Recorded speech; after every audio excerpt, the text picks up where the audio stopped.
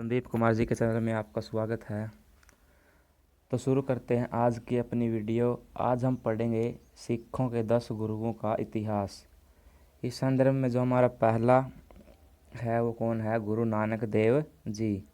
इनका जो जीवन काल था वो कब से कब तक था? 1469 से लेकर 1539 तक। इनके पिता का नाम मेहता कालू, माता का नाम माता तृप्ता और जन्म स्थल कहाँ पर था? तलवंडी, जो आज कहाँ पर है? पाकिस्तान में, जिसको हम ननकाना साहिब के नाम से भी जानते हैं। और इन्होंने करतारपुर साहिब शहर की स्थापना की थी। ठीक है। इनके 2 बेटे थे जिनका नाम क्या था? बाबा श्रीचंद और बाबा लक्ष्मी चंद। ठीक है। इनकी पत्नी का नाम सुलखनी जी था। इनके संकलन यानी इनके द्वारा जो लिखी गई पुस्तकें थी या जो कही गए शब्द थे, लिखे तो नहीं थे इन्होंने क्योंकि अनपढ़ थे ये।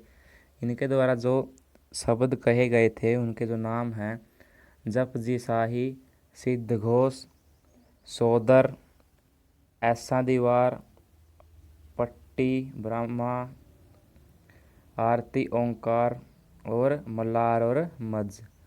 और इनका जो समाधि स्थल कह सकते हैं हम, जिसे ज्योति ज्योत प्लेस बोलते हैं सिख धर्म में, वो कहाँ पर है? करतारपुर में। आगे बढ़ते हैं, हम आगे पढ़ेंगे गुरु अंगद देव जी के बारे में। इनका जो जन्म था वो था 1504 में और मृत्यु कब हुई थी? 1552 में। जो ये 1539 है, ये क्या है कि 1504 से 1539 तक ये क्या थे? ये गुरु नानक जी के शिष्य थे। उसके बाद 1539 से 1552 तक ये क्या हुए? ये फिर सिख धर्म के दूसरे गुरु हुए। इनका जन्म स्थान माते दिसरा, वास्तविक नाम भाई लहणा, पिता का नाम पेरूमल जी, माता का नाम दया कौर जी।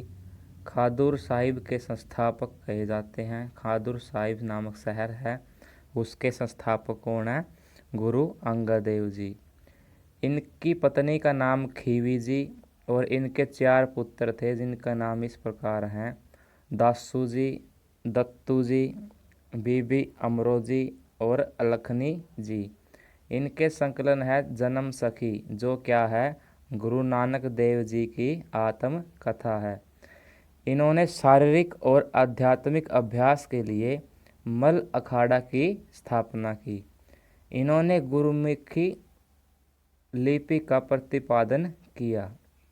आगे है गुरु अमरदास जी। 1469 से 1574 तक इनका जन्म स्थान। 1552 से 1574 तक ये गुरु के पद पर रहे। जन्म स्थान है इसका बसरके। गोविंदवाल साहिब नामक स्थान की स्थापना की। सिखों के लिए आनंद कराज विवाह समारोह का आयोजन किया। आनंद कराज आप जानते हैं दोस्तों, सिखों में आज इस प्रकार विवाह होता है, उसी को क्या बोलते हैं? आनंद कराज। मंजी पद्धति प्रारंभ कर उन्होंने गोविंदवाल में एक बोली बनाई। आगे है गुरु रामदास जी। 1534 से 1581 के बीच इनका जीवन काल। 1574 से 1581 तक ये क्या रहे? गुरु पद पे रहे। इनका जन्म स्थल चूना मंडी, जो आज के समय में कहाँ पर है? पाकिस्तान में। पत्नी का नाम है भानी जी, जो कौन थी? गुरु अमरदास जी की पुत्री। ये कौन है? अमृतसर के संस्थापक। और इनका जो संकलन है वो कौन सा है? लवाण। जो एक मियाँ मीर नाम के व्यक्ति हुए हैं जिन्होंने क्या किया था? हरमिंदर साहिब की नींव रखी थी। हरमिंदर साहिब क्या है? जो अमृतसर का स्वर्ण मंदिर है उसको दूसरा नाम क्या है? हरमिंदर साहिब भी कहा जाता है। आगे है गुरु अर्जुन देव जी, जिनका जीवन काल 1563 से 1606 तक रहा और 1581 से 1606 तक ये क्या रहे? गुरु के पद पर रहे। इनके पिता का नाम रामदास जी। यानी क्या हुआ? रामदास जी ने जो गुरु का पद है उसे पैतृक बना दिया, यानी आगे उसका लड़का उस प्रकार चलता रहा। तो आगे जो पिता का नाम है गुरु रामदास जी, माता का नाम है भानी जी, पुत्र का नाम हरगोबिंद साहिब जी, संकलन सुखमनी साहिब, आदि ग्रंथ ब्रह्मा और 52 अखरी। मसंद प्रणाली शुरू की। यह गुरु के अलग अलग स्थान बताती है। तरण तारण करतारपुर भारत के संस्थापक। 10 वंद नाम से लंगर शुरू किया। इसमें क्या था कि जो सिख धर्म के लोग थे उनको अपनी आय का 1/10वां भाग क्या देना होता था, लंगर के लिए देना होता था।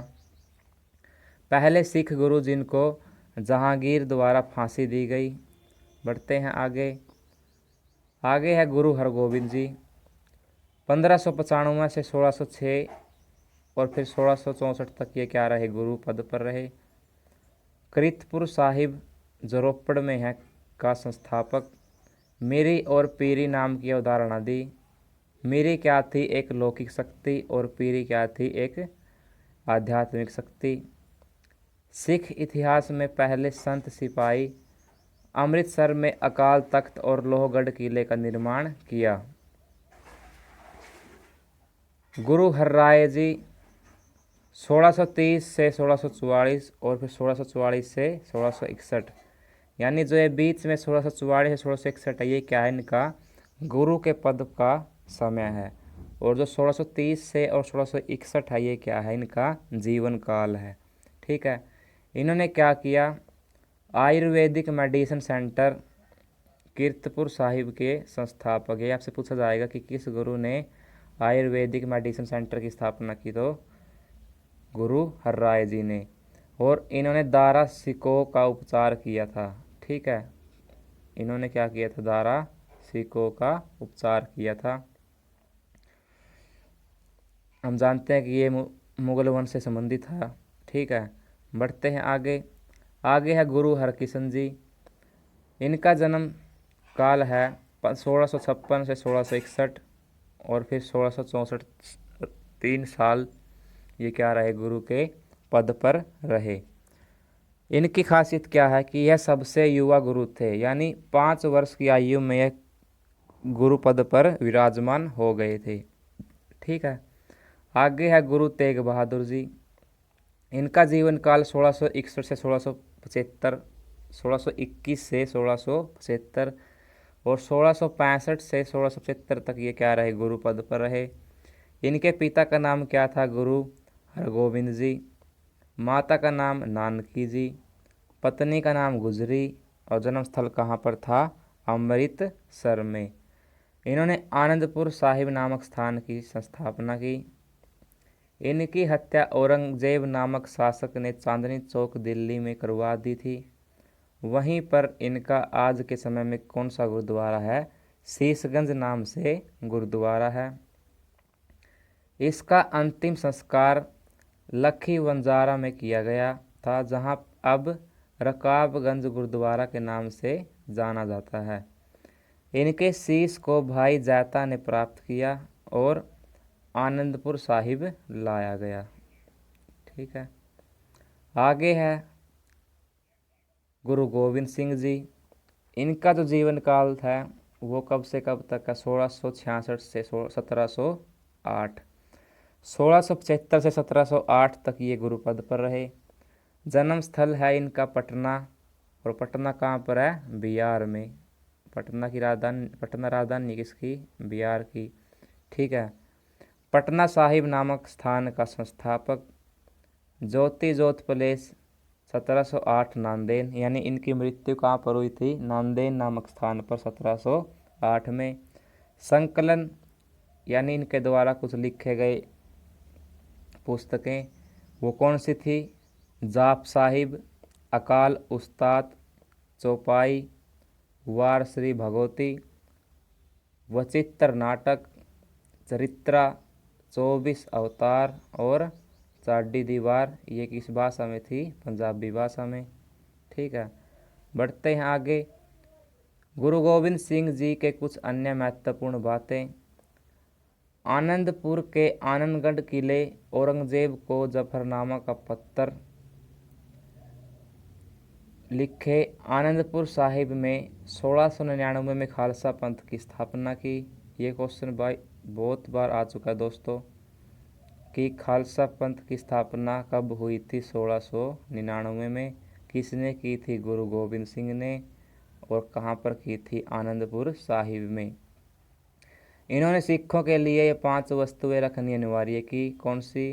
कछहरा, कड़ा, किरपान, कंगा और केस। किरपान दोस्तों वो होता है जो सिख समाज के जो लोग हैं वो सिर में एक रखते हैं बाल को सेट करने के लिए, वो क्या होता है? किरपान होता है। ठीक है, बढ़ते हैं आगे। गुरु गोविंद सिंह जी की प्रमुख लड़ाई पहली है भंगनी की लड़ाई, जो कब लड़ी गई? 1688 में। यह किसके बीच में लड़ी गई थी? गुरुजी और राजा भीमचंद के बीच में। विजेता कौन थे? गुरुजी। परिणाम क्या हुआ? भीमचंद और उसके राजपूत मित्रों के साथ गुरुजी की मित्रता। बढ़ते हैं आगे। आगे है नांदौन की लड़ाई। यह किसके बीच में हुई? गुरुजी, राजा भीमचंद और कुछ पहाड़ी राजाओं ने मिलकर एक मुस्लिम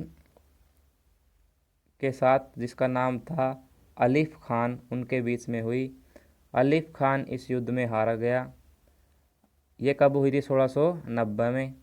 आगे है आनंदपुर की लड़ाई, जो कब हुई थी? 1701 में। गुरुजी और राजा भीमचंद के बीच। दोस्तों लगभग गुरुजी ने 8 लड़ाई लड़ी हैं, जिसमें से 6 लड़ाइयों में तो राजा भीमचंद का ही नाम आता है। कभी इनके साथ मित्रता हो जाते हैं, कभी इनके साथ युद्ध हो जाते हैं। ठीक है, विजेता कौन रहे? गुरुजी। बढ़ते हैं आगे। निर्मोह की लड़ाई 1702 में हुई थी। गुरुजी और राजा भीमचंद और मुगल बल। अब क्या था कि मुगल बल और राजा भीम एक साथ हो गए थे और गुरुजी एक साइड, तो दोनों के बीच में युद्ध हुआ, जिसमें विजेता कौन रहे? गुरु गोविंद सिंह। बढ़ते हैं आगे। आगे है बसोली की लड़ाई। ये भी 1702 में लड़ी गई। ये देखो, ये फिर किस में थी? गुरुजी और भीमचंद के बीच में। विजेता कौन थे? गुरुजी। परिणाम क्या हुआ? सिखों ने राजा की केंद्र शासित पर आक्रमण किया और उनके एक कलमोट नामक स्थान पर कब्जा कर लिया। बढ़ते हैं आगे। आनंदपुर की दूसरी लड़ाई। गुरुजी और पहाड़ी राजा ये दोनों मिल गए, जो भीम के साथ थे, और किसके साथ लड़े? मुगली ताकत वजीर खान के साथ। परिणाम क्या हुआ? गुरुजी और सिखों को किला छोड़ना पड़ा और जोरावर और फतेह सिंह को जीवित जीवन देना पड़ा। ठीक है, यानी उनको जीवन दान देना पड़ा। आगे है चमकौर की लड़ाई। इसमें क्या हुआ? गुरुजी और मुगलों के बीच में यह हुई थी। इसका परिणाम क्या निकला? इसमें गुरुजी के 2 पुत्र, जिनका नाम क्या था? अजीत और जुझार सिंह के साथ 35 सिख शहीद हो गए थे। अब बढ़ते हैं आगे। ये आज की आखिरी लड़ाई, यानी खिदरना की लड़ाई, जो किसके बीच में लड़ी गई? गुरुजी और मुगलों के बीच में। इसमें सिख हार गए और मुगलों के 40 मुफ्ती मारे गए। ठीक है, तो दोस्तों कुल 8 लड़ाइयाँ लड़ी गई गुरु गोविंद सिंह द्वारा। ये पूछा जा सकता है आपसे। ठीक है, ये नाम याद रखना कि कहाँ कहाँ पर लड़ी गई थी, किस किस के बीच में लड़ी गई थी, इनका परिणाम क्या निकला। ठीक है, तो दोस्तों ये थी आज की वीडियो। तो वीडियो को लाइक, शेयर और सब्सक्राइब करो दोस्तों, ताकि मुझे भी मोटिवेशन मिलता रहे। ठीक है, आज के लिए इतना ही। धन्यवाद।